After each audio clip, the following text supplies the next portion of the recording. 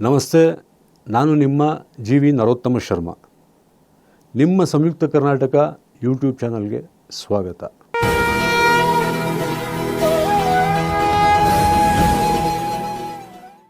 ಈ ದಿನ ನಾವು ಅಕ್ಟೋಬರ್ ತಿಂಗಳ ಮಕರ ರಾಶಿ ಸಂಜಾತರ ಮಾಸ ಭವಿಷ್ಯ ಫಲವನ್ನು ತಿಳಿಯೋಣ.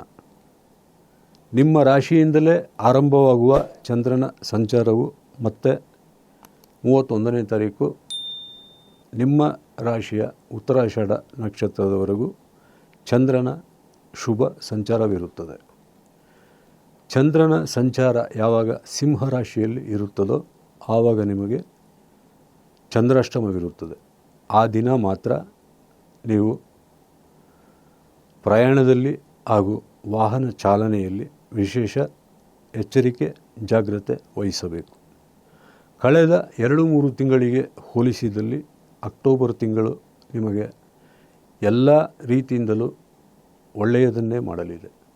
ಏಕೆಂದರೆ ಮಕರ ರಾಶಿಗೆ ತಿಂಗಳ ಮೊದಲಾರ್ಧದಲ್ಲಿ 9ನೇ ಮನೆ ಅಂದರೆ ಕನ್ಯಾ ರಾಶಿಯಲ್ಲಿ ಸಂಚರಿಸುವ ಆದಿತ್ಯನು ನಂತರ ಕರ್ಮಸ್ಥಾನವಾದ ತುಲಾ ರಾಶಿಯಲ್ಲಿ ಸಂಚರಿಸುತ್ತಾನೆ. ನಿಮಗೆ 9 ಹಾಗೂ 10ರ ಆದಿತ್ಯನ ಸಂಚಾರವು ಒಳ್ಳೆಯದೇ ಆಗಿದೆ.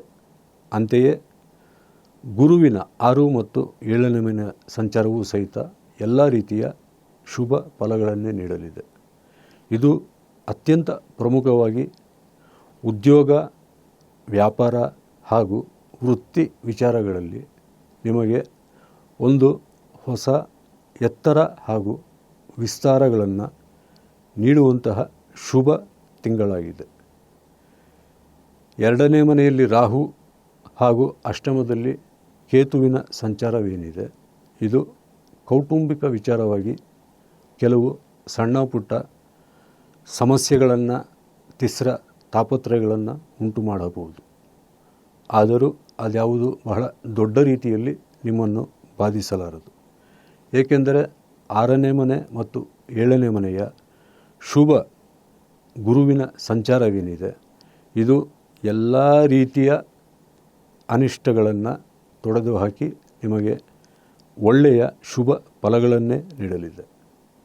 3ನೇ ಮನೆಯಲ್ಲಿ ಸಂಚರಿಸುತ್ತಿರುವ ಶನಿಯ ಶುಭ ಸಂಚಾರದಿಂದಾಗಿ ಹಣಕಾಸು, ಉದ್ಯೋಗ, ಆರೋಗ್ಯ, ವ್ಯಾಪಾರ ಮತ್ತು ವೃತ್ತಿ ಎಲ್ಲ ವಿಚಾರಗಳಿಗೂ ಅತ್ಯಂತ ಒಳ್ಳೆಯದನ್ನು ಮಾಡುವ ಶ್ರಮಕ್ಕೆ ತಕ್ಕ ಪ್ರತಿಫಲವನ್ನು ನೀಡುವಂತಹ ಶುಭ ಫಲಗಳು ಮಕರ ರಾಶಿ ಸಂಜಾತರಿಗೆ ಅಕ್ಟೋಬರ್ ತಿಂಗಳಲ್ಲಿ ಪ್ರಾಪ್ತವಾಗಲಿದೆ.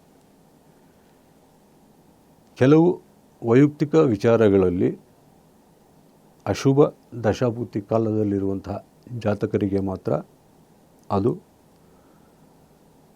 ಸ್ವಲ್ಪ ಮಟ್ಟಿಗೆ ಚಿಂತೆ, ದುಗುಡ ಹಾಗೂ ದುಮ್ಮಾನಗಳನ್ನು ತರಬಹುದು.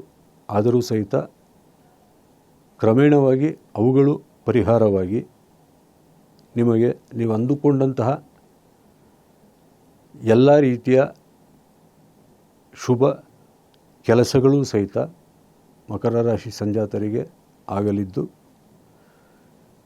ನಿಮ್ಮ ಒಂದು ದುಗುಡಗಳು, ಚಿಂತೆಗಳು, ಯೋಚನೆಗಳು ಕಡಿಮೆಯಾಗಿ ಯಾವಾಗ ನಿಮಗೆ ಮಾಡುವ ಕೆಲಸ ಕಾರ್ಯಗಳಲ್ಲಿ ಯಶಸ್ಸು ಸಿಗಲು ಆರಂಭವಾಗುವುದೋ, ನೀವು ಹಳೆಯದನ್ನೆಲ್ಲ ಮರೆತು ಹೊಸ ಉತ್ಸಾಹದಿಂದ ನಿಮ್ಮನ್ನು ನೀವು ತೊಡಗಿಸಿಕೊಳ್ಳುವಿರಿ.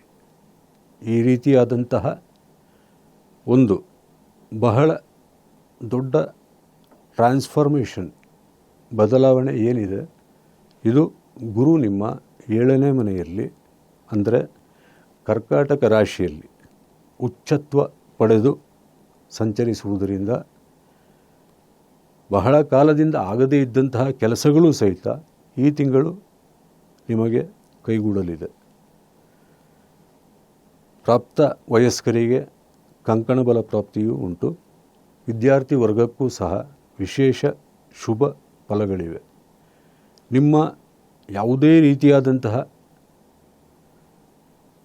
ಪೀಡೆಗಳು, ಸಮಸ್ಯೆಗಳು ಅಥವಾ ಸಂಕಷ್ಟಗಳು ಬಾಧಿಸುತ್ತಿದ್ದಲ್ಲಿ ಪ್ರತಿನಿತ್ಯ ತಪ್ಪದೆ ಗಣಪತಿ ಅಥರ್ವಶೀರ್ಷಃ ಹಾಗೂ ಶ್ರೀ ರಾಮರಕ್ಷಾ ಸ್ತೋತ್ರದ ಜೊತೆಗೆ ಈಶ್ವರನ ನಮಃ ಶಿವಾಯ ಪಂಚಾಕ್ಷರಿ ಮಂತ್ರೋಪಾಸನೆಯನ್ನು ಮಾಡುವುದರಿಂದ ಎಲ್ಲ ರೀತಿಯಲ್ಲೂ ಒಳಿತಾಗಲಿದೆ, ಪೀಡಾ ಪರಿಹಾರವಾಗಲಿದೆ. ನಿಮಗೆ ಒಳಿತಾಗಲಿ ಎಂದು ಆಶಿಸುತ್ತಾ ನಿಮ್ಮ ಸಂಯುಕ್ತ ಕರ್ನಾಟಕ ಚಾನಲ್ಗೆ ಸಬ್ಸ್ಕ್ರೈಬ್ ಆಗಿ ಮತ್ತೆ ಬರುವ ತಿಂಗಳ ಕಾರ್ಯಕ್ರಮದಲ್ಲಿ ಭೇಟಿಯಾಗುತ್ತೇನೆ. ಧನ್ಯವಾದಗಳು.